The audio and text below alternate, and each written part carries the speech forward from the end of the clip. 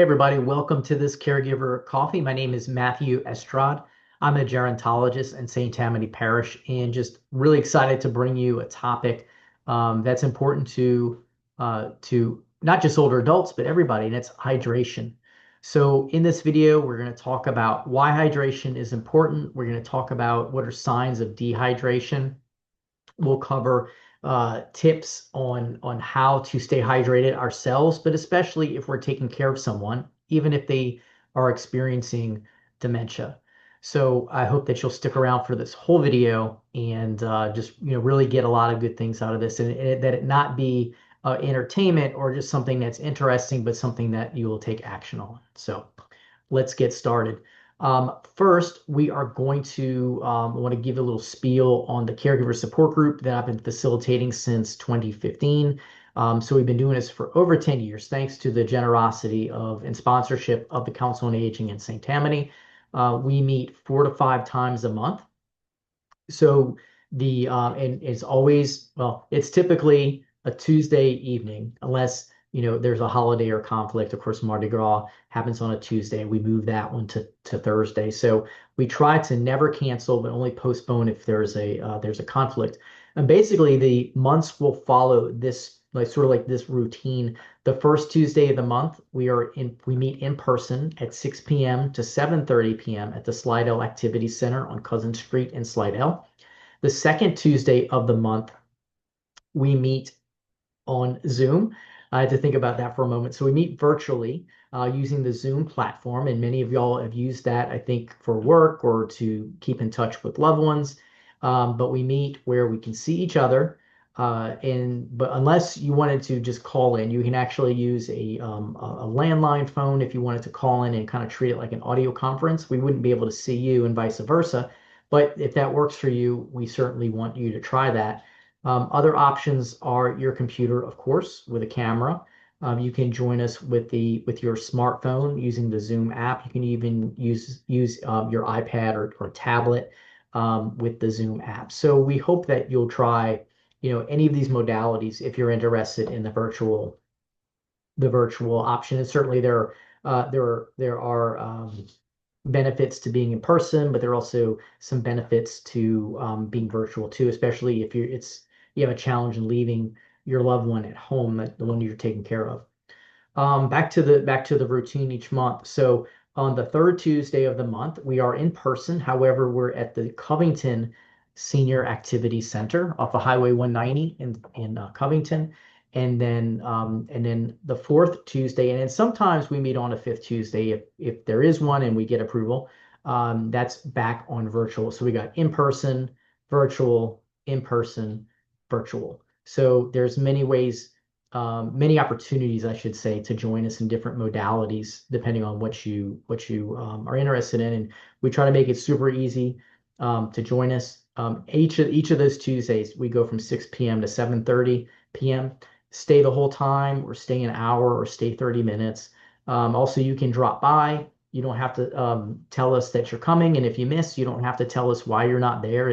We know people are just going to drop in when they're able to. So one of the biggest benefits is having a group of fellow caregivers in the room that you can talk this. What I like to think that there's a common language where you say things as a caregiver and the other caregivers understand, and they can validate the things that you're going through, whereas other people in your family that are not providing direct caregiving may not understand exactly what you're saying. But these are other people that are living it, or some are former caregivers that continue to join us. They're kind of part of our family. So consider joining us.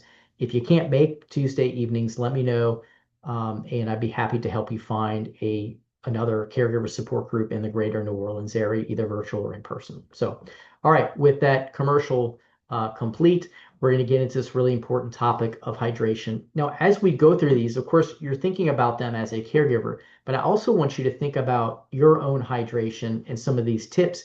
Especially if you're not someone who um, pays a lot of attention or likes to drink a lot of liquids, pay attention to some of the tips that we have, because they may be interesting for you as well. Um, so All right, so let's talk about first why it's so important to be hydrated.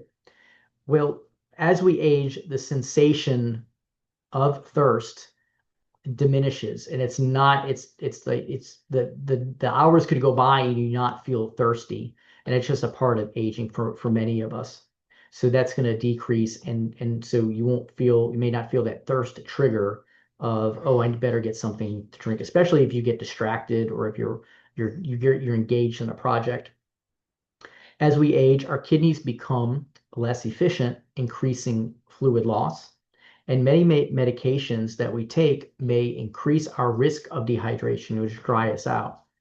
Risks to risks if you get dehydrated include confusion. They include falls, which could lead to, of course, fractures, hip fractures, head injuries, etc. Urinary tract infections when you're not getting enough fluid, constipation, dizziness, and fatigue.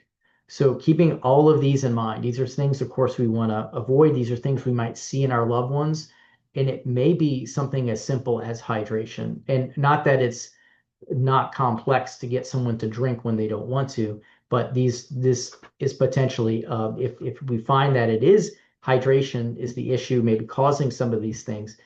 This is we now know we can take steps towards this simple remedy that is not a medication, right?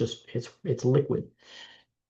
All right, so how much water does an older adult need? Well, of course you want to consult their doctor or their dietitian as like the broad answer, but basically 48 to 64 ounces is recommended unless medically restricted. Okay? So that's why you want to talk to the doctor or the nurse.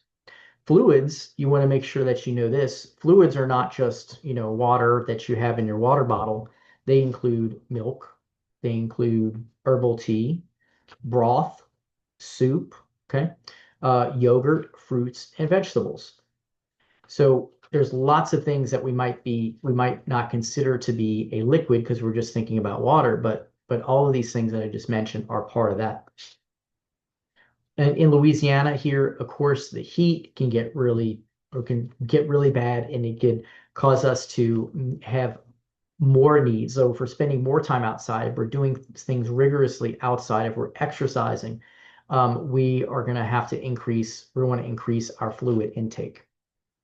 And it's encouraged that you sip throughout the day. This is not just like I'm chugging water, although you could do that, but it's like sips throughout the day consistently definitely add up and they can help you. So what are the early signs of dehydration? These are really important to know. Dry mouth, dark urine, dizziness, fatigue, and a headache. Could also be confusion, sort of like a sudden onset of confusion, and behavioral changes. These are what often appears first. And reduced urine output. So the person you or your loved one is not urinating, and they're also not uh, urinating in their clothes or their adult briefs. So you've got to figure that the output is low, so there's probably not enough input. So here are some strategies to think about, and it really doesn't have to be complicated. So one tip is to establish routines for drinking.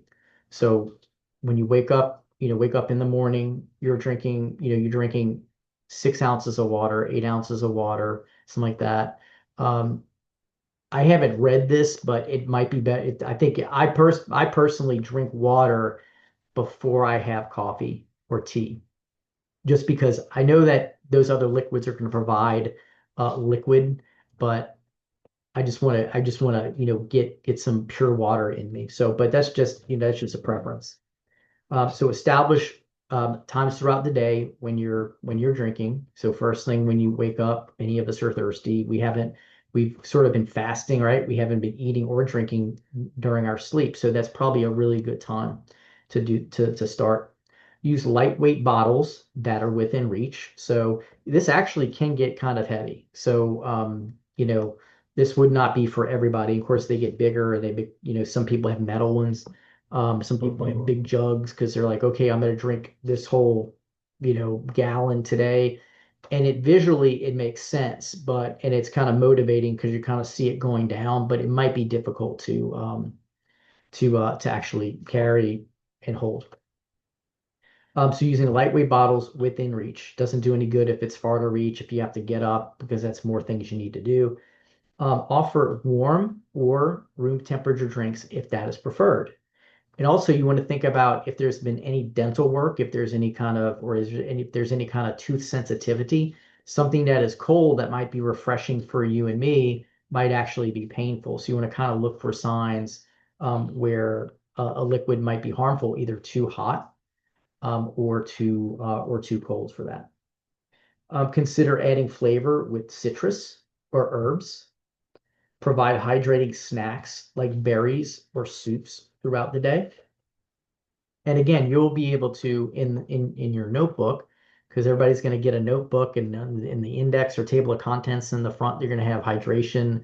What I'm learning about hydration, and my loved one likes these drinks, doesn't like these drinks, you know, is thirsty when they wake up in the morning, sort of like the trends and patterns.